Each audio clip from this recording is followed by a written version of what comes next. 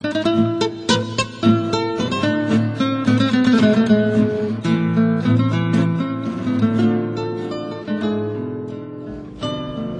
¿Cómo les va? Muy buenas tardes para todos. Otra edición más de Reflexiones Nacionales, ya cerquita del programa número 1000, ahora en el mes de mayo, falta muy poco, y cerca de los 12 años, concretamente el 12 de julio.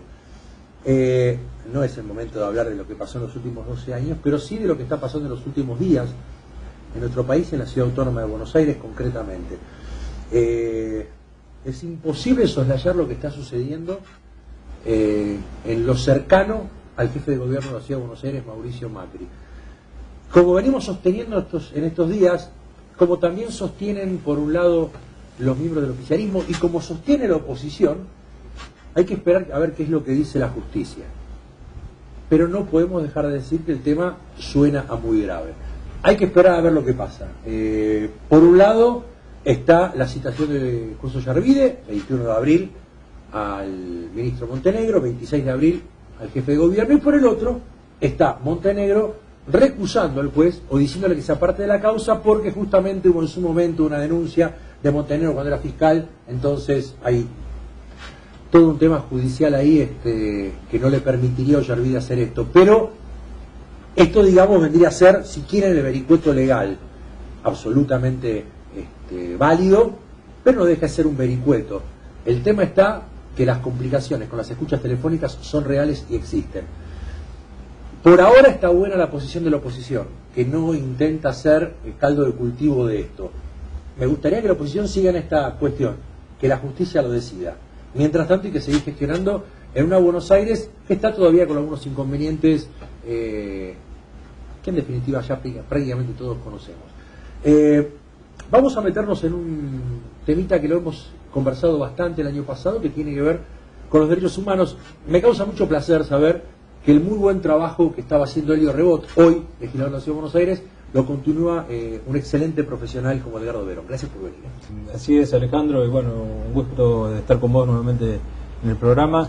Y así es, estuve como asesor del doctor Elio Rebot, como jefe de gabinete en la Subsecretaría de Derechos Humanos, anteriormente también con él en su primer mandato en la legislatura de la Ciudad de Buenos Aires, y a partir del 10 de diciembre como subsecretario de Derechos Humanos, reemplazando a él en el cargo. ¿Cuál es el trabajo que se venía haciendo con Elio y qué es lo que quedó dentro de lo que se habían propuesto en la gestión anterior?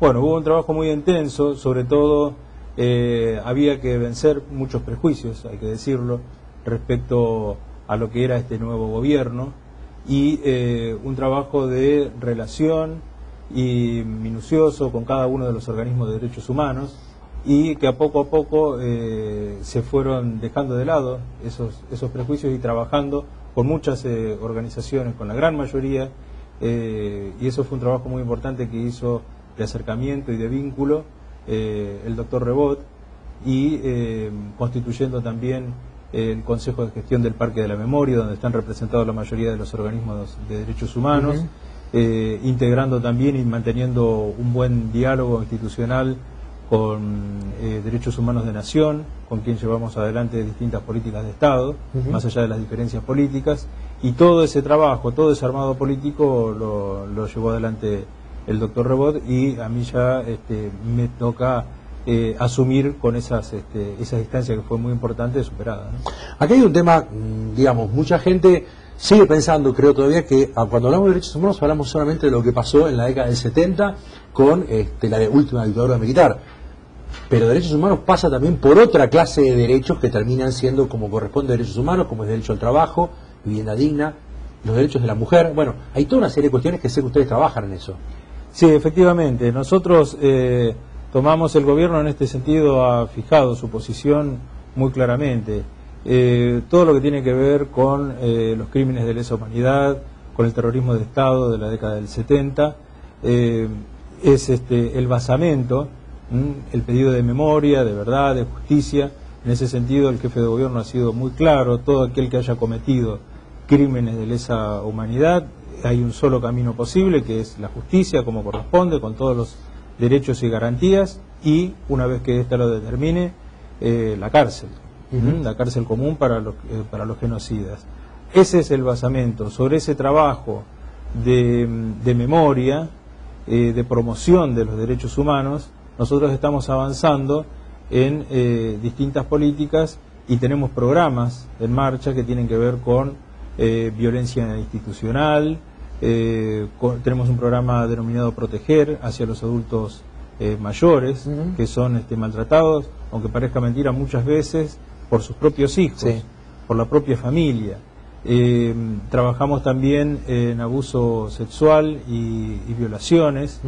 Tenemos ahora en marcha, el jefe de gobierno ha firmado ya el protocolo de intervención en trata de personas, un delito internacional y complejo, con el que contamos uno de los pocos equipos formados y capacitados, compuesto por trabajadores sociales, por psicólogos, por abogados, de intervención en trata de personas. Te propongo lo siguiente, vamos a un pequeño corte y cuando volvemos charlamos de este tema y quiero hablar del tema de los excombatientes de Malvinas, ¿te parece? Con mucho gusto. Ya venimos.